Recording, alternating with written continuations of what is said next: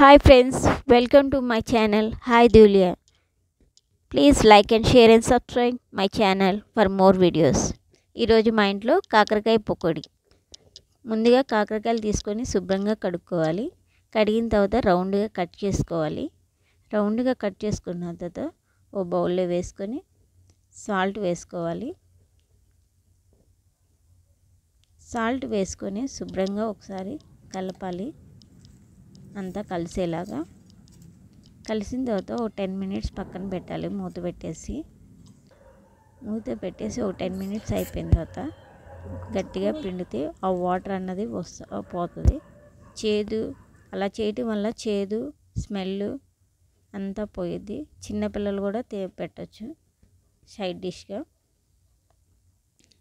చారులో, పప్పు చారులో కానీ రసంలో కానీ సైడ్ డిష్గా బాగుంటుంది. ట్రై చేయండి మీరు కూడా ఇలా అప్పుడప్పుడు. చేదు తినాలి కొంచెం మంచిది. అలా వాటర్ మొత్తం పిండేసి అయిపోయిన తర్వాత ఓ బౌల్ తీసుకొని ఆ బౌల్లో కాకరకాయలన్నీ వేసుకొని మంచిగా ఇంకా 4 స్పూన్స్ శనగపిండి వేసుకోవాలి. శనగపిండి వేసుకున్న తర్వాత కొంచెం సాల్ట్, కొంచెం పసుపు, ఒక 2 స్పూన్స్ కారం. మేము స్పైసీ ఎక్కువ తింటాం. కొంచెం మీకు సరిపడా స్పైసీ ఎంత కావాలంటే అంత వేసుకోండి.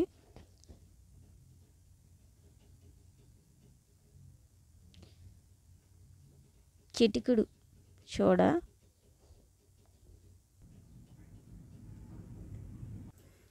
మొత్తం కలిపేసి ఆయిల్ పెట్టేసి స్టవ్ మీద వేడైందో చూసుకొని చెక్ చేసుకొని ఇంకా వేసుకోవటమే పకోడీ.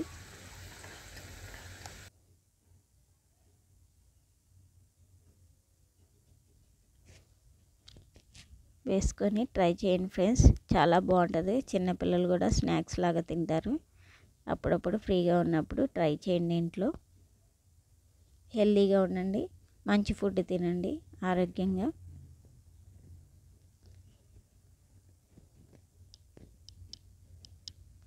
మంచిగా కలర్ చేంజ్ అయింది, క్రిస్పీగా వచ్చినాయి.